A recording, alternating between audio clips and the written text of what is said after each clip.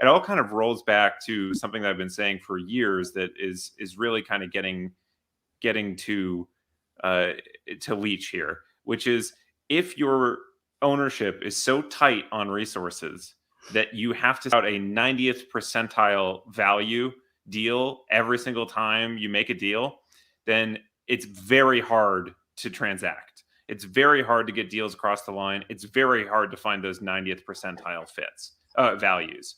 So what do? Well, you might hedge on fit a little bit. You get Pellegrino because he's good value, but you don't really, spend quite so much to get the fit. Bigger clubs, better clubs will pay the premium of the 5 to the 10 to the 15% extra to get the right fit in.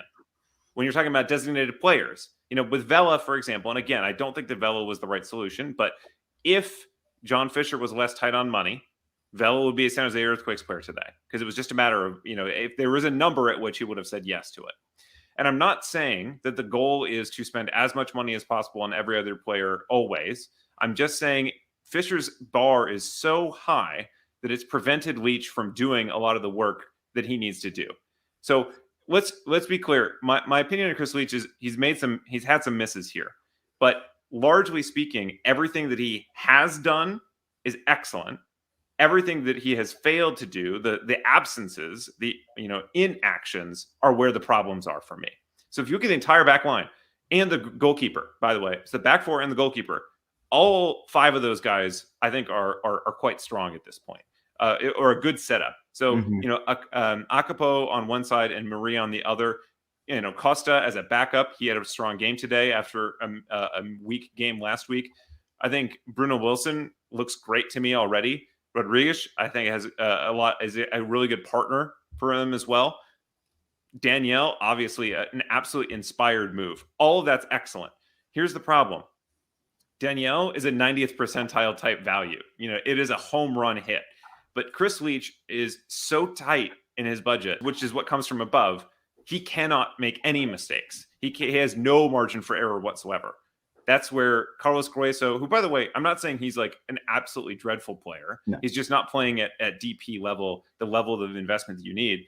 That one mistake, that's catastrophic for the San Jose Earthquakes. And that's the problem. So for me, everything filters down from there. Now, by the way, that is not to absolve anybody else of accountability either. I think that Lucci has been playing like 3-dimensional chess with his players and trying to go for an ideal scheme, and that's getting in the way of his players processing the game quickly enough to make the right decisions. And he's adapted, so he's made mistakes too.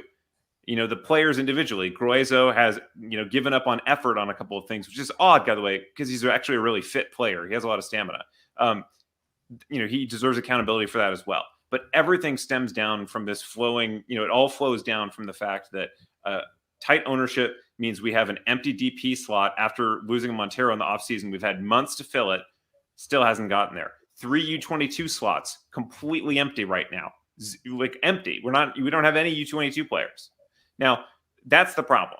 The long-term health of this franchise cannot depend on hitting every single decision correctly. I think Leach has been pretty dang good. Not perfect, but pretty dang good in the front office. I think Lucci has been okay. Certainly not the main problem. It all flows down from there.